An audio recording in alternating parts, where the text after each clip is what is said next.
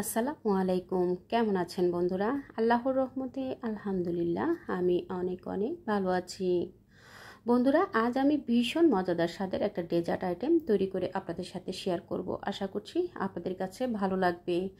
আজ আমি তৈরি করে দেখাবো সাবুদানার ডেজার্ট। খুব সহজ পদ্ধতিতে আমি যেভাবে এই ডেজার্টটা তৈরি করি সেই পদ্ধতিটাই শেয়ার করব। ডেজার্ট তৈরি করার জন্য এখানে আমি কিছু ফ্রুটস ব্যবহার করেছি। কলা নিয়েছি, 2 রকমের আঙ্গুর, আপেল এবং বেদানা নিয়েছি, এবং আমি এখানে তরমুজ এবং পেঁপেও ব্যবহার করব। আশা করছি সঙ্গেই থাকবেন। পুরো রেসিপিটা দেখে সুন্দর সুন্দর কমেন্টস করে উৎসাহিত করবেন। সাবুদানার ডেজার্ট তৈরি করার জন্য যে ফ্রুটসগুলো আমি নিয়েছি সেগুলো আমি এখন ভালোভাবে আগে ধুয়ে নিয়েছি। ধুয়ে নিয়ে এখন আমি কালো আঙুরগুলোকে এভাবে করে 2 টুকরো করে কেটে নিচ্ছি। একইভাবে আমি সবুজ আঙুরটাকেও কেটে নেব, এবং ফ্রুটসগুলো আপনারা আপনাদের প্রয়োজন অনুযায়ী বাড়িয়ে কমিয়ে নিতে পারেন। আমি আমার প্রয়োজন অনুযায়ী ফ্রুটসগুলো নিয়েছি। 250 গ্রাম কালো আঙুর এবং 250 গ্রাম সবুজ আঙুর নিয়েছি, 2টা আপেল নিয়েছি এবং কলা নিয়েছি, আর নিয়েছি ডালিম।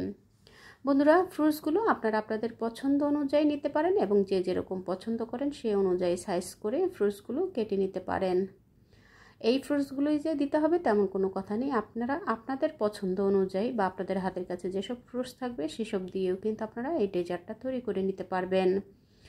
এখন আমি কলাগুলোকে এভাবে করে গোল গোল স্লাইস করে কেটে নিয়েছি এবং একটু লেবু পানিতে ধুয়ে নিচ্ছি। কলা কিছুক্ষণ আগে কেটে রাখলে কিন্তু কলা কালো হয়ে যায়, যার কারণে আমি একটু কলাগুলোকে আগে একটু লেবু পানিতে কেটে লেবু পানিতে একটু ধুয়ে নিয়েছি। এতে করে কলাগুলো অনেক সময় পর্যন্ত ভালো থাকবে, কালো হয়ে যাবে না। তো বন্ধুরা, এখন আমি আপেলটা কেটে নেব। আপেলটা কাটার জন্য আমি একটা বাটিতে আগে থেকে পানি নিয়েছি এবং সেই পানিতে কিছুটা লেবুর রস দিয়েছি।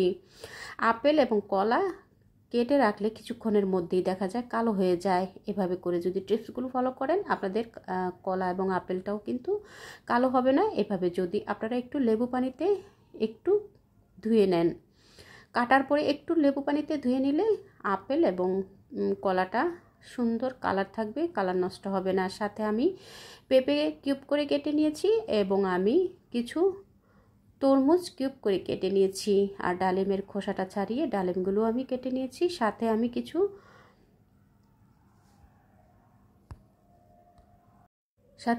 খেজুরও কেটে নিয়েছি।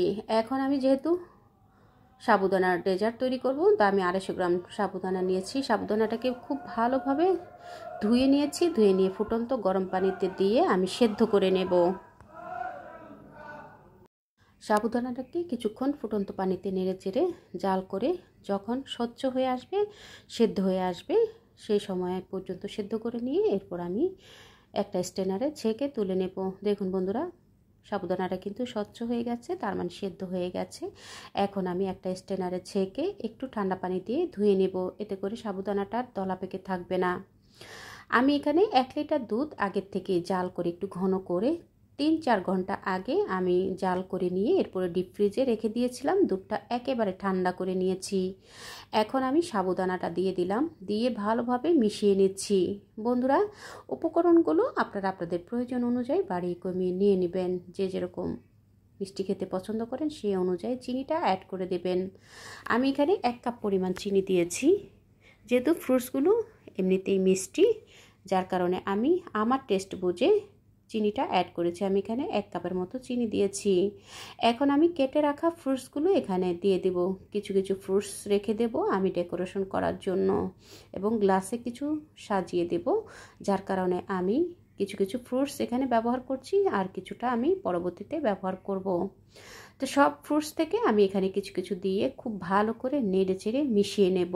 বন্ধুরা, আপনারা আপনাদের হাতের কাছে যেসব ফ্রুটস থাকবে তাই দিয়ে কিন্তু এই ডেজার্টটা তৈরি করে নিতে পারবেন। গরমে কলিজা ঠান্ডা করার মতো এরকম একটা ডেজার্ট তৈরি করে নিয়ে আপনারা চাইলে যে কোনো সময় তৈরি করে প্রিয়জনকে উপহার দিতে পারেন। দেখলেন তো বন্ধুরা, কত সহজেই সাবুদানার একটা ডেজার্ট তৈরি হয়ে গেল। আপনারা চাইলে এরকম স্বাস্থ্যসম্মত ডেজার্ট তৈরি করে প্রিয়জনকে উপহার দিতে পারেন। আমি এখন কিছুটা গ্লাসে তৈরি করে দেখিয়ে দিচ্ছি। আমি আমার পছন্দ অনুযায়ী গ্লাস নিয়ে গ্লাসেও আমি আমার পছন্দ মতো ফ্রুটসগুলো আগে দিয়ে দিয়েছি। ফ্রুটসগুলো দিয়ে এরপর আমি আগের থেকে ঠান্ডা করে রাখা দুধ এবং সাবুদানা সাথে দিয়ে আমি এই সাবুদানার ডেজার্টটা তৈরি করে নেব। বন্ধুরা, আপনারা চাইলে সবশেষে কিছুটা রুয়াবজা ব্যবহার করতে পারেন। আজ আমি আর রুয়াবজা ব্যবহার করব না। রুয়াবজা দিলেও কিন্তু দেখতে অনেক ভালো লাগে আর খেতেও কিন্তু ডেজার্টটা অনেক ভালো লাগে। তো আপনারা চাইলে ডেজার্টটা এখানে রুয়াবজাটাও ব্যবহার করতে পারেন এই ডেজার্টে। এখন আমি সাবুদানা এবং দুধ মিশানো সেই দুধটা দিয়ে দিলাম গ্লাসে গ্লাসে। আগে আমি ফ্রুটসগুলো দিয়েছি, দিয়ে এভাবে করে গ্লাসে সাজিয়ে নিয়েছি। দেখলেন তো বন্ধুরা, কত সহজেই কিন্তু একটা মজাদার আইটেম তৈরি হয়ে গেল।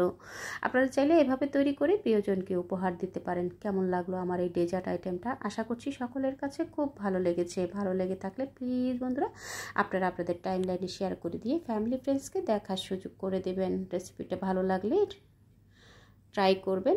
আল্লাহ হাফেজ।